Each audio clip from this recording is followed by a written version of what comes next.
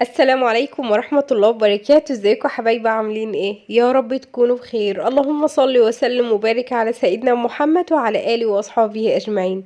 من اطعم واحلى الحلويات اللي بحب اعملها في الشتاء الجلاش بالفول السوداني. بيبقى طعمه حلو كده وتلاقيه بيديكي طاقة، يعني حاجة كده من الاخر، ومن نوع الحلويات اللي سهل وسريع وممكن على طول انك تقومي تجهزيه.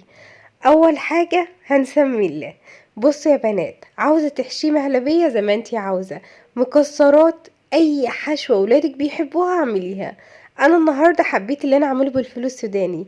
اول حاجة بنعملها بنجهز الشربات. معايا هنا كوباية ونص سكر، هاخد عليهم كوباية ونص مية وعصرة ليمونة ورشة من الفانيليا.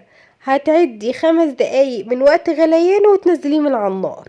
بسيط خالص اهو، سهل. اهم حاجة يكون ايه؟ بارد. يعني شربات بيكون بارد والجلاش بيكون سخن. بعد ما هتطفى عليه، عاوزة بقى تزودي التست بتاعه، هتحطي معلقة صغيرة من السمنة البلدي. هتلاقي الشربات بقى طعمه، يعني بيديكي طعم حلو جدا للجلاش. ده الفول اللي انا هستخدمه، فول سوداني. قشرته واديته ضربة واحدة بس في الكبة.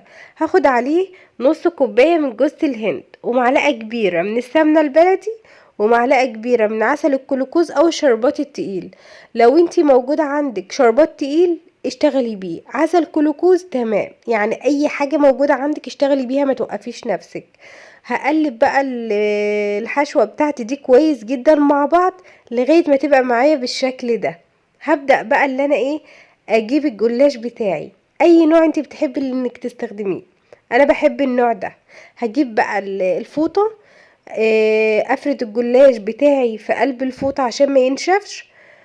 النوع اللي هو المصري ده حلو جدا يا بنات، ما شاء الله تبارك الله، مش متقطع والورقة بتاعته بتبقى حلوة ومتماسكة. الجلاش في ثواني بتلاقيه، اول ما بيشم الهوا، يعني اول ما بتسيبيه كده مكشوف بتلاقيه اتكسر معاكي ونشف. لازم تغطيه، تاخدي ورقة ورقة وتغطيه. هاخد اول ورقة اشتغل بيها. هتدهني بسمنة بلدي او سمنة عادية. ابعدي عن الزبدة وابعدي عن الزيت. احلى حاجة في تسوية وعمايل الجلاش السمنة. انا استخدمت النهاردة سمنة بلدي، لو انتي ما عندك موجود اي نوع استخدميه. وبعدين هبدأ بقى اللي انا ادهن الورقة بتاعتي. هجيب ورقة واحدة، طبقة واحدة، واخد نصها كده. ابدأ اللي انا احط عليه الحشوة، ان كانت مكسرات، اي نوع مكسرات انت حباه، او مهلبية. هبدأ بقى اللي انا ابرمها، وانت بتبرميها ما تبرميهاش قوي، يعني ايه، ما تعقديهاش قوي. شايفين؟ انا سايباها مهوية وانا ببرم. عاوزة تسيبيها كده زي ما هي بالطول وتبدأي تقطعي في الصينية زي ما انتي عاوزة. انا بدأت اقطع اول قطعة واقيس على مقاسها كده، احطها جنب التانية واقيس عليها.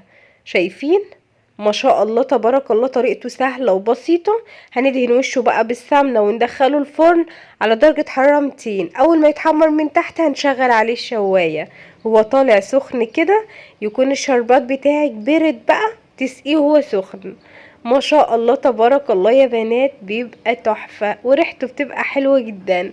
نوع حلو وجميل، وبتقدري انك تعمليه في ثواني كده. شايفين جماله؟ بيتكلم عن حلاوته. عاوزة تحشيه كنافة او بسبوسة، الله على الطعامة، بيبقى حلو جدا برضو.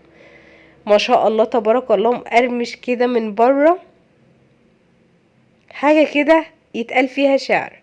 جربوا يا بنات بنفس الطريقة ونفس الخطوات، هيعجبكم ويعجب ولادكم بإذن الله.